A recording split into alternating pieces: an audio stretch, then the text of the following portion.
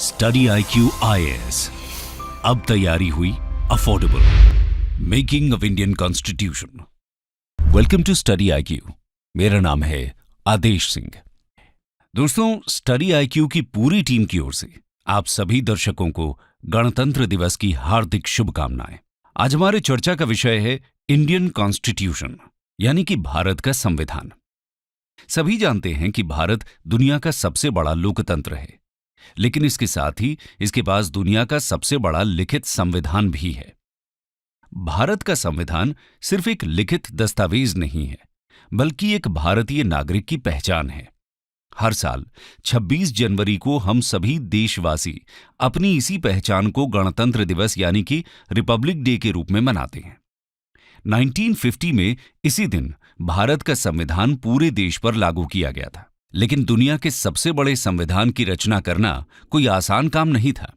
ये उन लोगों की कड़ी मेहनत का फल था जिन्होंने इसकी कल्पना कर कुल 2 साल 11 महीने और 18 दिन का समय लेकर इसे एक लिखित रूप दिया था। भारत के संविधान के निर्माण के पीछे मौजूद कहानी को भारत के इतिहास में एक उल्लेखनीय स्थान प्राप्त है। दोस्तों, 74th रिपब्लिक डे के अवसर पर आज की इस चर्चा में हम आपके साथ भारतीय संविधान के निर्माण और इसमें शामिल लोगों, कार्यों और घटनाओं को साझा करेंगे। तो आइए देखते हैं इतिहास के पन्नों से भारतीय संविधान के बनने की कहानी। Moving towards constituent assembly.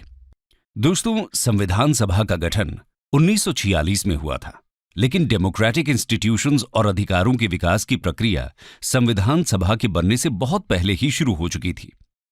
1858 से ही विभिन्न अधिनियमों के माध्यम से ब्रिटिश इंडिया में संविधान के तत्वों को लागू करने का प्रयास ब्रिटिश शासकों द्वारा किया गया था। इनमें से पहला अधिनियम गवर्नमेंट ऑफ इंडिया एक्ट 1858 था। इसके बाद ब्रिटिश द्वारा Indian council acts 1861, 1892, 1909, government of India act 1919 प्रस्तुत किया गया। हालांकि इनमें भारतीयों की कोई भूमिका नहीं थी और उन्हें शामिल नहीं किया गया था। दरअसल कॉलोनियल काल के दौरान पेश किए गए ये सभी एक्ट्स केवल कॉलोनियल इंटरेस्ट की तरफ रुझान रखते थे और उनका भारत के अहम उद्देश्यों को पूरा करने का कोई इरादा नहीं दिख रहा था। भारतीयों द्वारा संविधान तैयार करने का पहला प्रयास मोतीलाल नेहरू के नेतृत्व में 1928 में किया गया था। इस ड्राफ्ट को हम नेहरू रिपोर्ट या स्वराज संविधान के रूप में जानते हैं। दोस्तों, सन 1934 में संविधान सभा यानी कि कॉन्स्टिट्यूएंट असेंबली के गठन का विचार पहली बार MN रॉय द्वारा प्रस्तुत किया गया था। MN रॉय भारत में कम्युनिस्ट मूवमेंट के संस्थापक और रेडिकल डेमोक्रेटिज्म के समर्थक थे। इसके बाद 1935 में औपचारिक तौर पर इंडियन नेशनल कांग्रेस यानी INC द्वारा भारत के संविधान की रचना के लिए एक कॉन्स्टिट्यूएंट असेंबली के गठन करने की मांग रखी गई। इसी बीच ब्रिटिश सरकार ने गवर्नमेंट ऑफ इंडिया एक्ट 1935 को पेश किया और इसने भी भारतीयों को निराश ही किया। हालांकि 1935 का ये अधिनियम अंत में जाकर भारतीय संविधान का एक महत्वपूर्ण सोर्स बना। इसके बाद 1938 में पंडित जवाहरलाल नेहरू ने INC की ओर से घोषित किया कि स्वतंत्र भारत का संविधान एडल्ट सफरेज के आधार पर चुनी गई संविधान सभा द्वारा बिना किसी बाहरी हस्तक्षेप के बनाया जाना चाहिए। शुरुआत में कॉलोनियल अधिकारियों ने संविधान के निर्माण की मांग का विरोध किया, लेकिन द्वितीय विश्व युद्ध के प्रकोप और ब्रिटेन में नई सरकार के गठन के साथ परिस्थितियां बदली और अंततः ब्रिटिश सरकार द्वारा इस मांग को 1940 में स्वीकार किया गया। आइए देखते हैं कब और कैसे कॉन्स्टिट्यूएंट असेंबली का गठन संभव हो पाया। Formation and structure of constituent assembly. 8 अगस्त 1940 को भारत के तत्कालीन वाइसरॉय लॉर्ड लिनलिथगो ने ब्रिटिश पार्लियामेंट की ओर से ऑगस्ट ऑफर नामक एक प्रस्ताव पारित किया। इस प्रस्ताव में ब्रिटिश सरकार द्वारा वादा किया गया था कि द्वितीय विश्व युद्ध की समाप्ति के बाद भारत के कॉन्स्टिट्यूशनल फ्यूचर का निर्धारण करने के लिए एक कॉन्स्टिट्यूएंट असेंबली की स्थापना की जाएगी। और इसी क्रम में 1942 में ब्रिटिश सरकार ने अपने कैबिनेट सदस्य सर स्टैफर्ड क्रिप्स के नेतृत्व में क्रिप्स मिशन को भारत भेजा। हालांकि इंडियन नेशनल कांग्रेस और मुस्लिम लीग दोनों के द्वारा इस मिशन के प्रस्तावों को स्वीकार नहीं किया गया। जहां एक तरफ INC ब्रिटिश द्वारा ऑफर किए गए डोमिनियन स्टेटस के पक्ष में नहीं थी, वहीं दूसरी ओर मुस्लिम लीग 2 ऑटोनोमस स्टेट्स और 2 संविधान सभा के गठन की मांग कर रही थी। परिणाम स्वरूप क्रिप्स मिशन असफल हो गया। इसके बाद सन 1946 में ब्रिटिश सरकार ने कैबिनेट सदस्यों का एक और प्रतिनिधिमंडल भारत भेजा, जिसे कैबिनेट मिशन प्लान के रूप में जाना जाता है। इसमें 3 कैबिनेट सदस्य शामिल थे। पहले लॉर्ड पैथिक लॉरेंस, दूसरे सर स्टैफर्ड क्रिप्स और तीसरे मिस्टर एवी अलेक्जेंडर। ये कैबिनेट मिशन ही था जिसके प्रस्ताव से भारतीय संविधान के निर्माण हेतु एक बुनियादी ढांचा तैयार किया गया और इसे संविधान सभा का नाम दिया गया। इस मिशन के अनुसार सभी प्रोविंसेस और प्रिंसली स्टेट्स के संबंधित जनसंख्या के अनुपात में असेंबली में सीट्स प्रदान की जाएंगी। लगभग हर 10 लाख की आबादी पर एक सीट आवंटित की गई थी। संविधान सभा में कुल 389 सीट्स थीं और इनमें से 296 सीट्स ब्रिटिश इंडिया के लिए और शेष 93 सीट्स प्रिंसली स्टेट्स के लिए आवंटित हुईं। कंस्टिट्यूएंट असेंबली के लिए साल 1946 के जुलाई-अगस्त महीने के दौरान ब्रिटिश सरकार की 296 सीट्स के लिए चुनाव कराए गए। इन सीट्स में आईएनसी ने कुल 208 सीट्स पर जीत हासिल की, वहीं मुस्लिम लीग ने 73 सीट्स हासिल की और बाकी की बची 15 सीट्स इंडिपेंडेंट उम्मीदवारों को मिली। हालांकि संविधान सभा के सदस्य सीधे भारतीय लोगों द्वारा नहीं चुने गए थे, लेकिन रिस्ट्रिक्टेड एडल्ट फ्रेंचाइज के माध्यम से चुने जाने के बावजूद संविधान सभा में समाज के सभी वर्गों के प्रतिनिधि शामिल थे, जैसे कि Hindu, Muslim, Sikh, Parsi, Anglo Indians, Christians, एससीज एंड एसटीज, बैकवर्ड क्लासेस और इन सभी वर्गों से संबंधित कुल 15 महिलाएं भी शामिल थीं। और इस प्रकार कई मुश्किलों के बाद अंततः संविधान सभा का गठन हो ही गया। दोस्तों, हम सभी जानते हैं कि भारत का संविधान एक लंबी प्रक्रिया और विचार विमर्श का परिणाम है और इस विचार विमर्श की कहानी शुरू होती है कंस्टिट्यूएंट असेंबली की पहली बैठक से। आइए देखते हैं भारतीय संविधान के निर्माण में इस संविधान सभा की क्या भूमिका रही। Role of the constituent assembly in making of the Indian constitution 1946 to 1949। दोस्तों, आखिरकार वो ऐतिहासिक दिन आ ही गया जिसका इंतजार संविधान सभा के गठन का प्रयास करने वाले सभी राष्ट्रवादियों को था। 9 दिसंबर 1946 ये वही दिन था जब संविधान सभा की पहली बैठक के लिए सभी प्रतिनिधि कॉन्स्टिट्यूशन हॉल पहुंच गए। हिंदुस्तान का एक नया रूप देने के लिए और नए संविधान को एक आकार देने के लिए भारत की सभी महत्वपूर्ण हस्तियां वहां मौजूद थीं। लेकिन मुस्लिम लीग ने इस बैठक का पूर्ण बहिष्कार किया था। इसके साथ ही 2 अहम लोग वहां नहीं थे, महात्मा गांधी और मोहम्मद अली जिन्ना। इस प्रकार बैठक में केवल 211 सदस्यों ने ही भाग लिया। फ्रांस की एक परंपरा को फॉलो करते हुए सभा के सबसे बुजुर्ग सदस्य डॉक्टर सच्चिदानंद सिन्हा को सभा का टेम्पररी प्रेसिडेंट नियुक्त किया गया।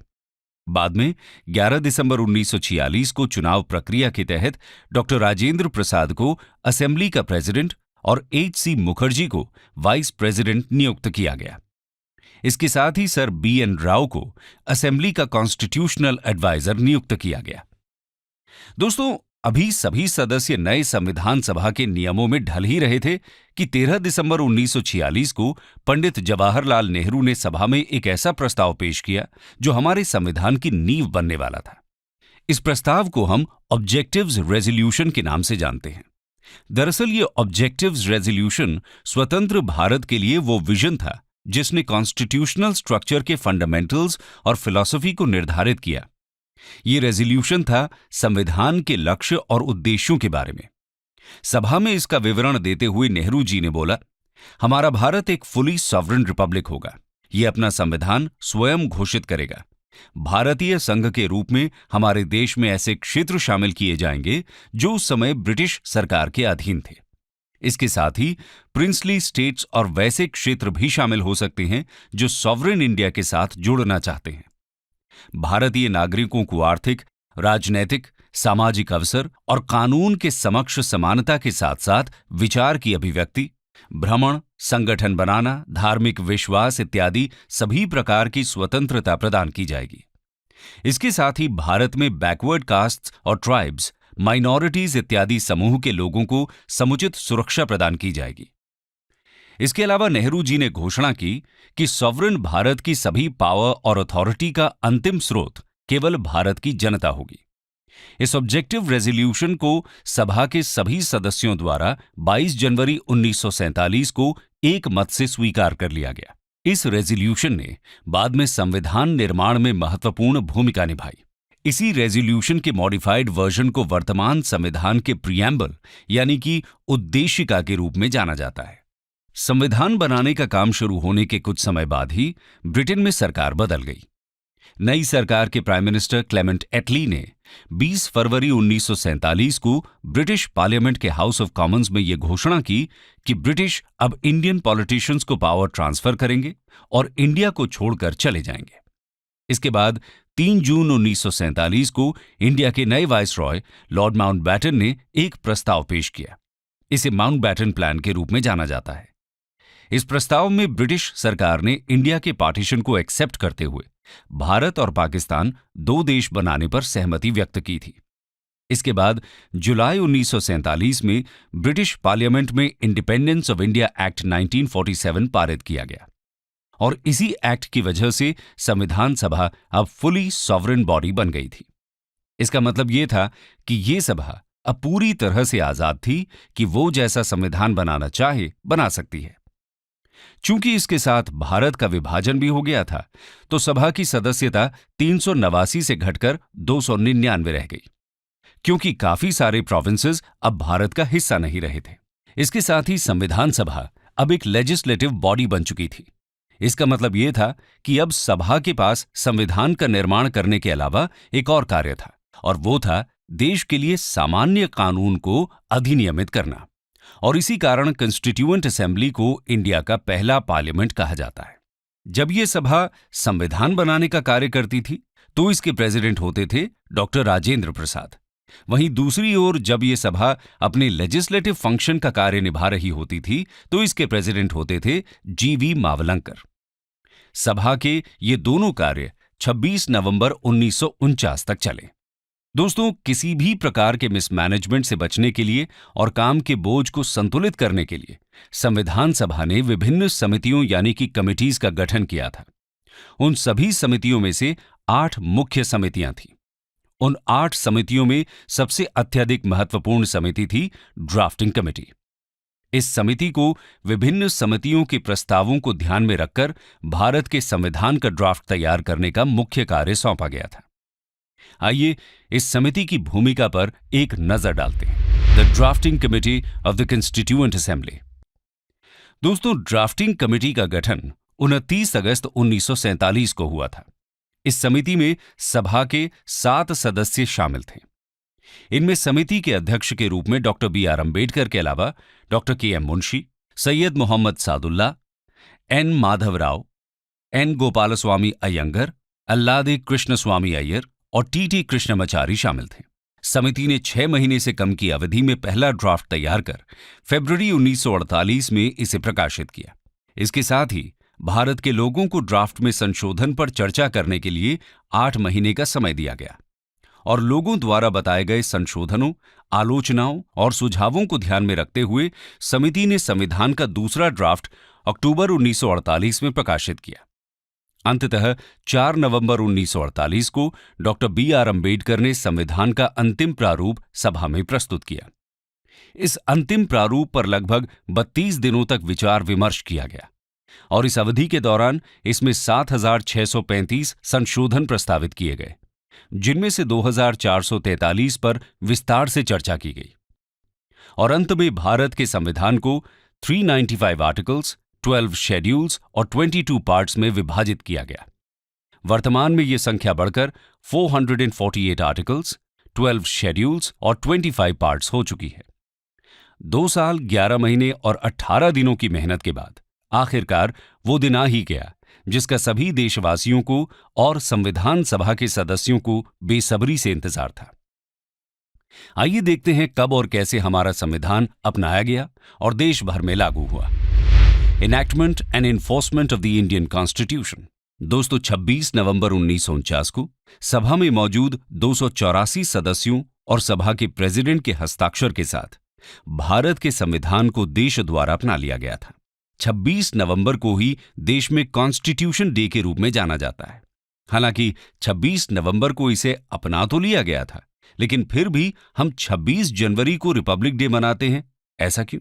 दरअसल दोस्तों, सिटीजनशिप, इलेक्शंस, प्रोविजनल गवर्नमेंट इत्यादि जैसे कुछ प्रावधानों को छोड़कर संविधान का शेष प्रमुख भाग पूरे देश में 26 जनवरी 1950 को लागू किया गया था और इसीलिए इस दिन को रिपब्लिक डे के रूप में मनाया जाता है। 26 जनवरी को विशेष तौर पर इसके ऐतिहासिक महत्व के कारण चुना गया था। साल 1930 में इसी दिन इंडियन नेशनल कांग्रेस के लाहौर अधिवेशन के बाद पूर्ण स्वराज दिवस मनाया गया था और इसी दिन के स्मरण में इस तारीख का चयन हुआ। 24 जनवरी 1950 को संविधान सभा की आखिरी बैठक हुई, जिसमें डॉक्टर राजेंद्र प्रसाद को भारत का पहला राष्ट्रपति चुना गया। हालांकि सभा को समाप्त नहीं किया गया और भारत के अस्थायी संसद के रूप में 26 जनवरी 1950 से लेकर 1951 में हुए पहले आम चुनाव तक ये कार्य करती रही। संविधान के निर्माण के अलावा संविधान सभा ने अपने कार्यकाल के दौरान कुछ और कार्यों को भी संपन्न किया था। इसने 22 जुलाई 1947 को नेशनल फ्लैग को इसके वर्तमान रूप में अपनाया था। इसके साथ ही 24 जनवरी 1950 को राष्ट्रीय गान और राष्ट्रीय गीत को भी अपनाया गया। हमारे संविधान की ओरिजिनल कॉपी हिंदी और इंग्लिश दोनों में लिखी गई थी। हालांकि तब इसके लिए टाइपिंग या प्रिंटिंग का उपयोग नहीं हुआ था। दोनों भाषाओं में इसकी ओरिजिनल कॉपी प्रेम बिहारी नारायण रायजादा द्वारा लिखी गई थी। इस कार्य को पूरा करने में उन्हें 6 महीने लगे थे। इसके साथ ही संविधान के प्रत्येक पेज को आचार्य नंदलाल बोस द्वारा चित्रों से सजाया गया था और उनके शिष्य राम मनोहर सिन्हा द्वारा इसके इंट्रोडक्शन पेज को सजाने का काम किया गया था। यकीनन हम इन सभी महत्वपूर्ण हस्तियों के आभारी रहेंगे, जिनके अथक प्रयास और मेहनत के कारण इस देश को अपनी सबसे बड़ी संपत्ति संविधान के रूप में मिली। कंक्लूजन। तो दोस्तों, ये थी कहानी संविधान के निर्माण की, जिसे भारत में सभी कानूनों की जननी माना जाता है। देश में किसी को भी संविधान का उल्लंघन करने की शक्तियां उपलब्ध नहीं है। आज की चर्चा यही समाप्त करते हुए हम आप दर्शकों के लिए एक सवाल देकर जा रहे हैं। इस कहानी के माध्यम से हमने आपको बताया था कि संविधान सभा के सदस्यों में 15 महिलाएं भी शामिल थीं। वो श्रेष्ठ महिलाएं कौन कौन थीं? आप इसका जवाब हमारे साथ कमेंट सेक्शन में जरूर शेयर करें। स्टडी IQ IAS, अब तैयारी हुई अफोर्डेबल।